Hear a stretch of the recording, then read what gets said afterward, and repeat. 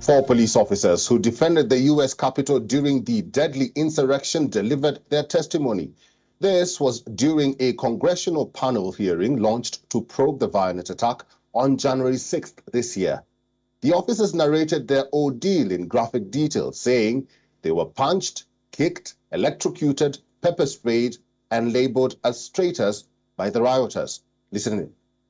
I too was being crushed by the rioters.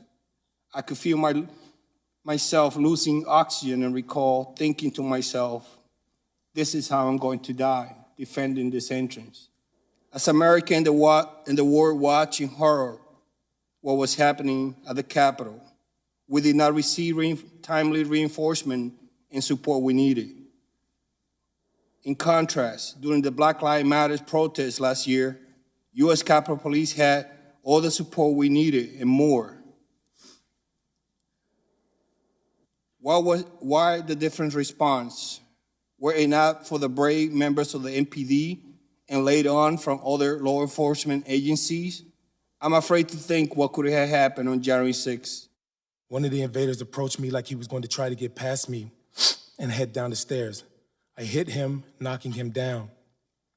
I told him to just leave the Capitol, and in response they yelled, "No, man, this is our house.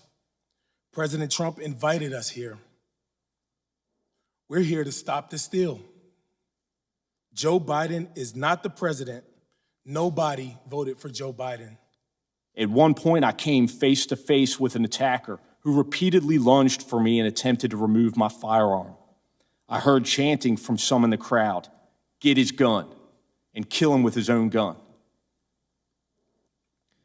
I was aware enough to recognize I was at risk of being stripped of and killed with my own firearm. I was electrocuted again and again and again with a taser. The mob of terrorists were coordinating their efforts now, shouting "heave, ho," as they synchronized, pushing their weight forward, crushing me further against the metal door frame. The man in front of me grabbed my baton that I still held in my hands, and in my current state, I was unable to retain my weapon. He bashed me in the head and face with it, rupturing my lip and adding additional injury to my skull. At this point, I knew I couldn't sustain much more damage and remain upright. The bone-chilling accounts of opening testimonies of this landmark hearing.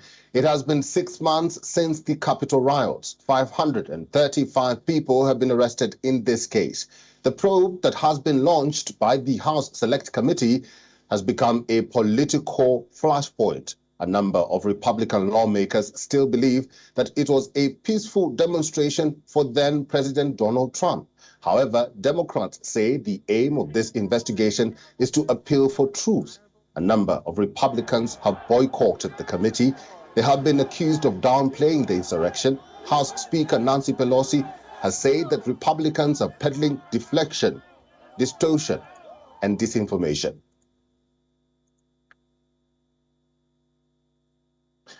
Well, our correspondent Susan Teherani brings us more details about the probe. Let's listen in to her report.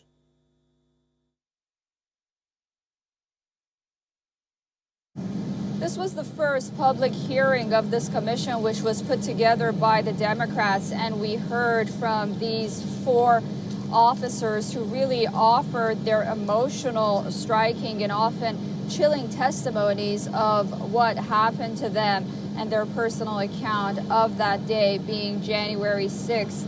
And the vocabulary that some of them used was noteworthy and perhaps will carry on if and when there are future hearings like these at some point.